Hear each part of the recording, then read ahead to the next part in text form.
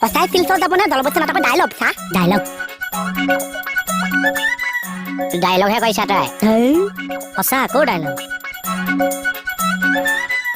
সঁচা আকৌ বোলে জলপতি ডাইলগ কমল তোক কি লাগে এইখিনি কোনে মাৰিছে এইটো কমল নাটকৰ মাজত কিয় গান হাতিছ আচ্ছা তই সঁচাই কচোন শিলচৰত যাবি নে নাযা মই গ'লে তই ভাল পাওঁ ন 50-50 মানে এফালৰ পৰা গ'লে ভাল পাম এফালৰ পৰা নগ'লে ভাল পাম